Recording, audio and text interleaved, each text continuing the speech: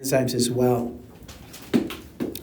So when we look at the lab we're going to do on Thursday is a lab that involves the enzyme catalase. And catalase is found in plants and animals. It's a very important enzyme. It's obviously very important because every organism that we know of has it, makes it, or a version of it. And that's because there's this molecule called H2O2. You know it as hydrogen peroxide.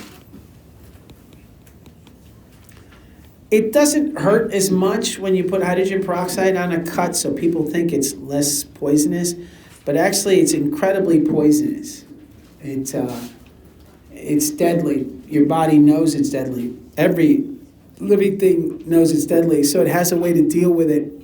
And what catalase does is it takes H2O2 and changes it to oxygen gas and water. And if you balance the equation, how would you balance it? Who can balance that equation?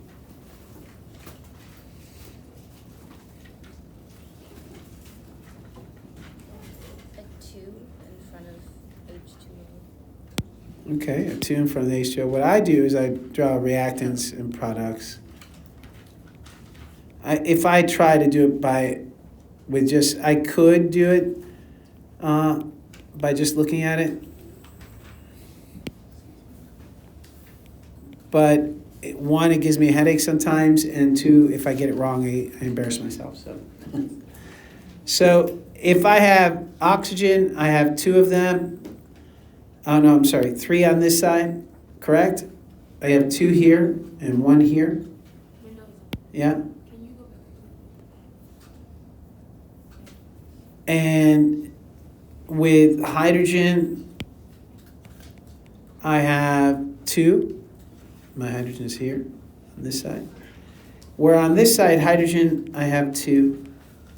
And oxygen, I have 3. I'm sorry, 2. So I need to balance these. So what I would have to do is find a common denominator between 3, and 2. What is that? 6, right? So I have to find 6 is my common denominator. So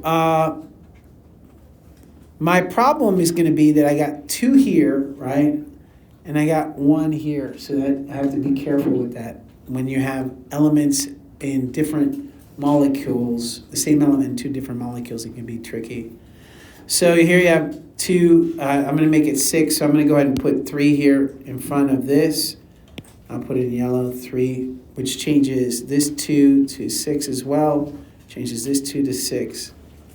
Now how do I change, when I go to change this one, this oxygen to 6, I got 2 here, what do I have to add? How many of these do I have to add to make 6 if I have 2 here? 4. So I could just add a 4 here. That would be 4, 5, 4, and then 6. If I added a 2 here, right, then it gets a little tricky, right? But let's go ahead and add a 4. That's 4 plus 2 is 6. So now I got 6 oxygens. That's fine. But now how many? I have 8 hydrogens. What do I have to do?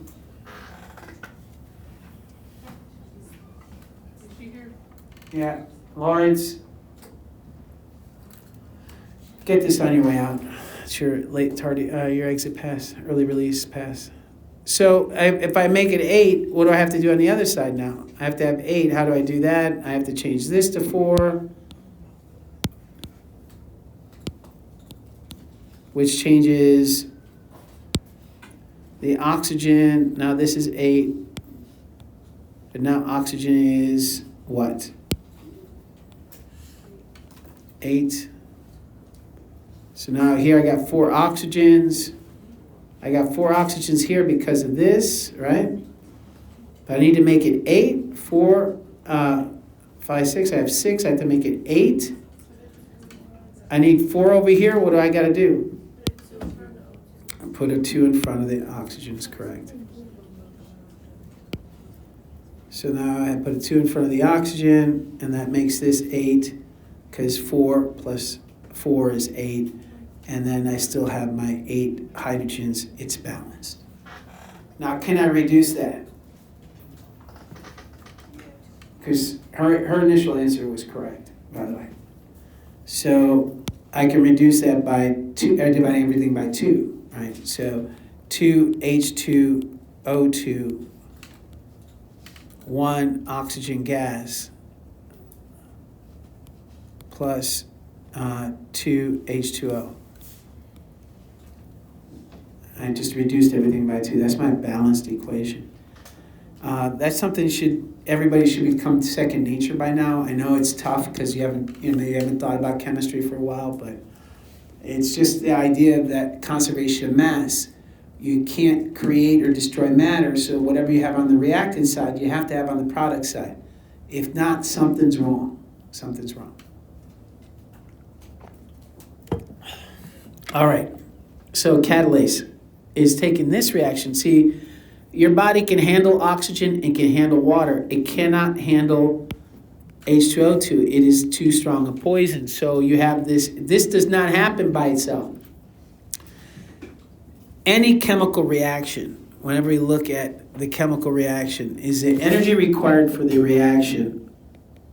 If we put that on the Y, and we have the status of the reaction on the X, which means we're going to go, I'm just going to put a variable. A gets changed over time to B plus C, right? If I just do that, then A, of course, I hope you see that A is H2O2, B is oxygen, and C is water. But it's good to look at it as a variable because this is true of any reaction. It's not only true for this one reaction. So it's your products start at a certain energy level. These are your products. This is A. I'm sorry, reactants. I don't know what's wrong with me. Reactants. Your reactants start at a certain energy level. And that would be A. A is your reactants.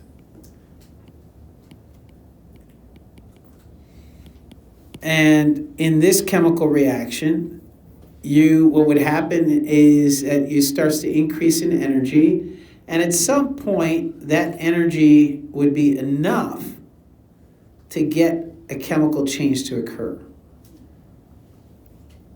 There'd be some point where there would be enough, and we call this energy, the energy from here to there, we call it activation energy.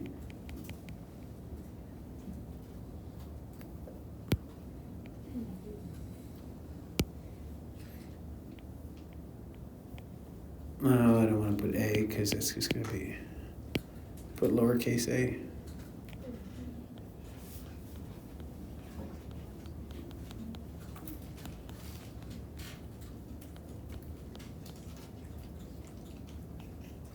So activation energy is the energy required for the reaction to move forward. So when the reaction, it's a lot of energy. It actually takes a lot of energy for hydrogen peroxide to go from hydrogen peroxide to the products. What are the products? That's right. The products are oxygen and water. And to get the products out, oxygen, so this is again H2O2, and this is oxygen gas and water. To get that reaction to occur, it takes months. Months. That's at room temperature. At room temperature, it would take months. The progress of this reaction would be very slow. you get a couple bubbles. Have you ever looked at a hydrogen peroxide? Something you pull out of hydrogen peroxide? Pour hydrogen peroxide in a cup or anything? Well, you will on Thursday.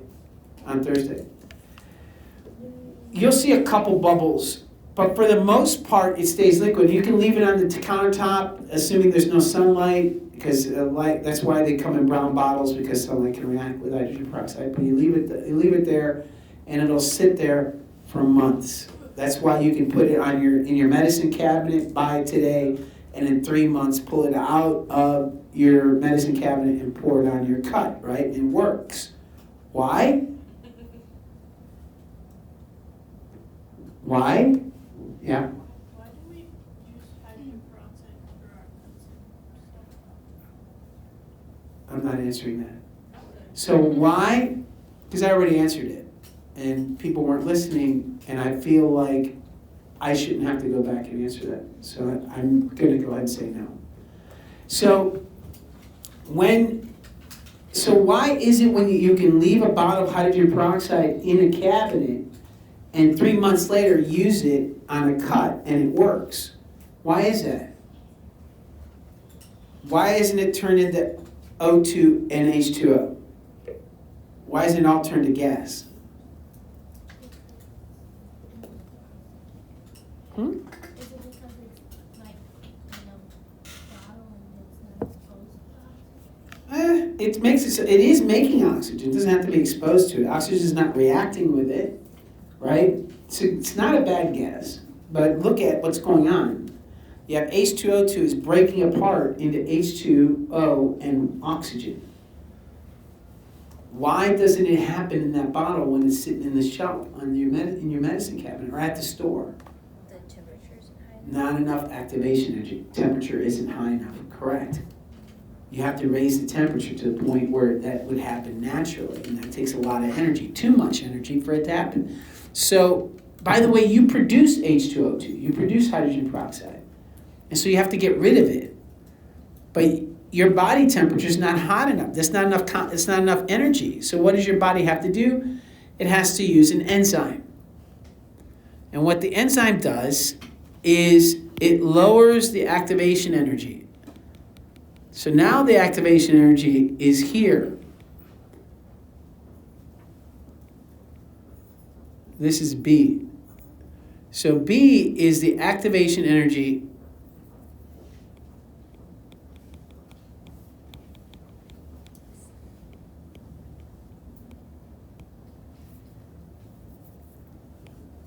due to an enzyme. All right, so it's less energy. So now, because of that enzyme, you get bubbles like crazy. And and that enzyme, of course, in this case, that enzyme is known as what? Catalase. That's correct. So it's catalase. So yeast have catalase, humans have catalase, dogs have catalase, potatoes have catalase. So we're going to use a potato on set. We could use beef liver, but people don't like it when I take a beef liver and throw it in a blender, and then you have all this blood and guts all in there. People don't like it. It works well, but people don't like it. So you use potatoes. All right. So how does it do that? And one of my ninth graders asked a really fantastic question, because they're doing the same lab again. They're not looking at it as in depth as you are, but they're still looking at it. So here's the question that they asked, which is a really fantastic question. How does that do it? Does the enzyme act like a battery? Does it bring energy to the reaction? That was a brilliant question. I was like, wow, no, it's not how it works, but what a brilliant question, right? Like, how is it that how does this enzyme produce the energy that is required? How does it lower it? Well, it doesn't bring energy. So what it does is, first, it has a shape, a conformation. We call it, this is the enzyme catalase. Obviously, this is a fictional drawing. It's just a model to get an idea across. This is not what catalase looks like. If I gave you a drawing of catalase, it would be something like that. And that's not useful, right? So, in fact, you will see a drawing of catalase tomorrow. So you will get a model of catalase tomorrow. So catalase is a protein. It's an enzyme. Anything with, by the way, just a reminder, anything that ends with ASE is an enzyme. Catalase is a protein. Most enzymes are proteins.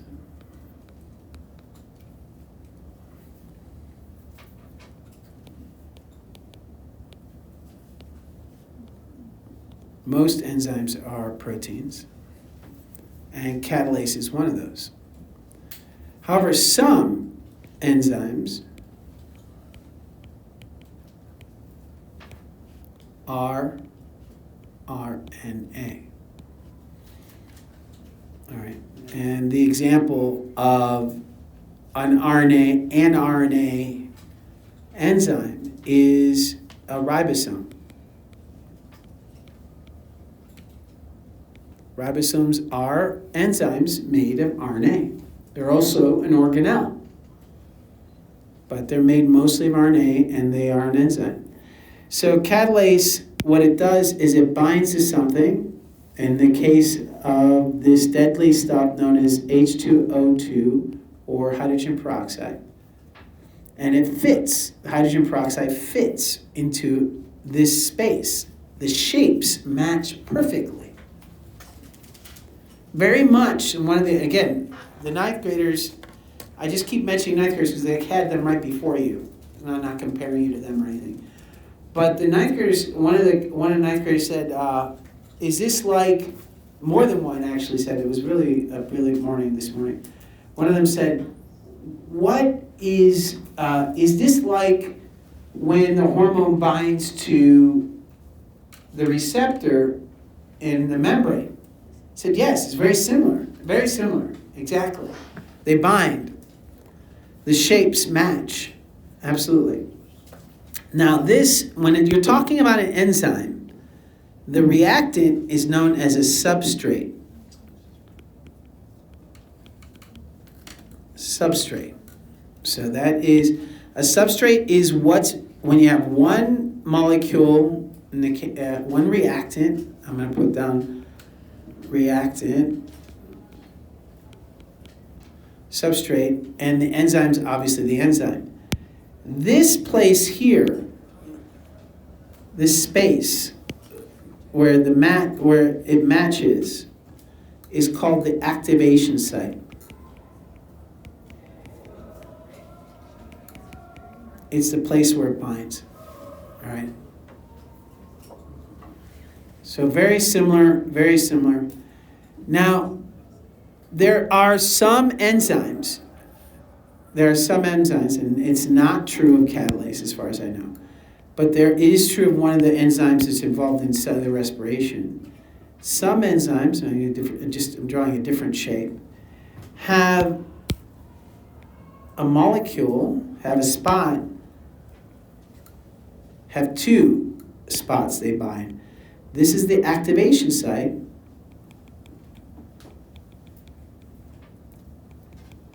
In this case, that's where the substrate binds, right? Right, that's where the substrate binds.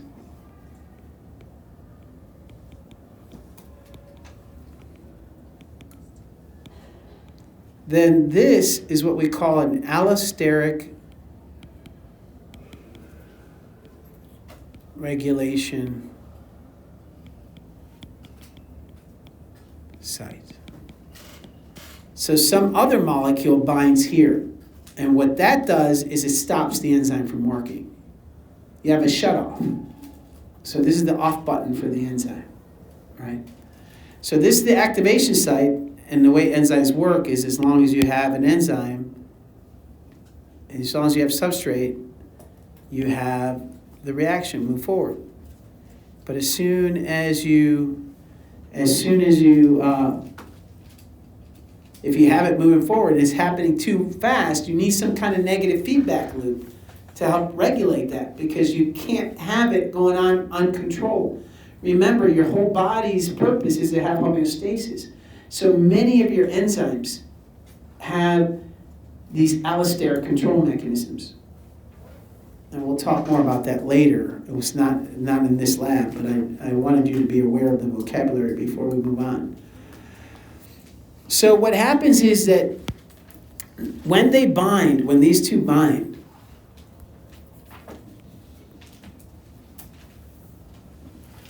they change shape. So, is it time to go? All right, so again, tomorrow I'll have some stuff for you that hopefully will make you feel a little better about where you are and where you're going. If you didn't do well on your test, you have an opportunity to remediate a big chunk of that grade. Please remediate that. This graph was extra credit, did count as extra credit on your test.